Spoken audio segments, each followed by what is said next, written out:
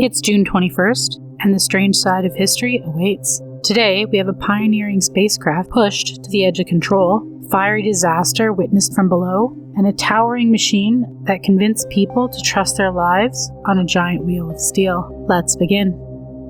On June 21st, 2004, a strange spacecraft climbed over the Mojave Desert and almost spun itself into disaster. It was called the SpaceShipOne, built by Burt Rutan's Scaled Composites, funded by Paul Allen, and piloted by Mike Melville. It was supposed to become the first privately funded human spacecraft to cross the edge of space. At first, everything looked great. Then, the rocket ignited. Moments later, something went wrong. A component failed, wind shear struck the craft, and SpaceShipOne suddenly rolled hard to the left. Melville fought the controls, but instead of recovering, the spaceship snapped into a violent corkscrew. One roll, then another, and another. By the time it was over, SpaceShipOne had spun through 29 rolls, drifting nearly 20 miles off course as it clawed its way towards space. Inside the cockpit, he was not just making history, he was trying to stay alive. He cut the engine 11 seconds too early and switched to the backup system and somehow brought the aircraft under control. Then, against all odds,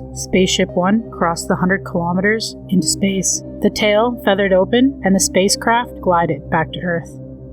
And with that, the first private trip to space had almost ended in a death spiral.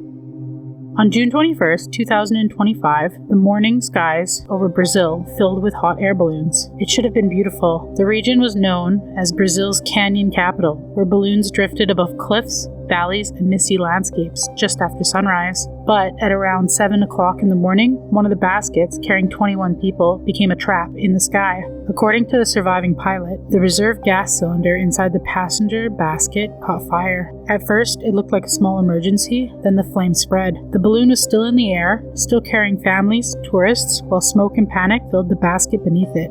The pilot knew there was almost no time. He began a rapid emergency descent and shouted for passengers to jump when they were close enough to the ground. Some did. They leapt from the basket and survived with injuries, but others could not escape before the balloon rose and fell again. Moments later, the basket crashed. 8 people died at the scene and 13 survived. The company suspended tours indefinitely, and what began as a peaceful sunrise over the canyons became one of Brazil's darkest ballooning disasters.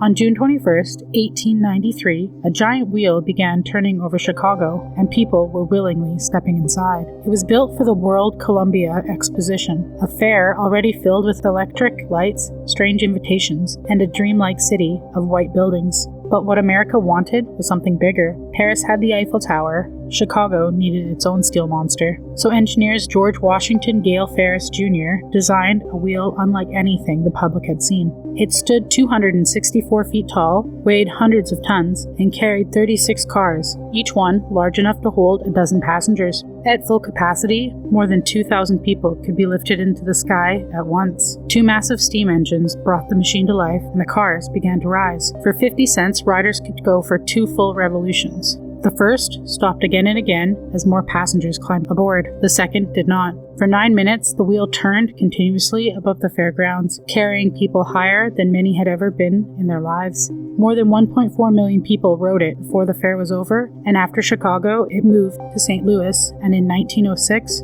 the great steel giant was destroyed.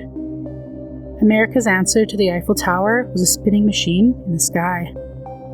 Another day, another strange bite from history. Like, comment, and subscribe. Your next eerie dose is just a day away.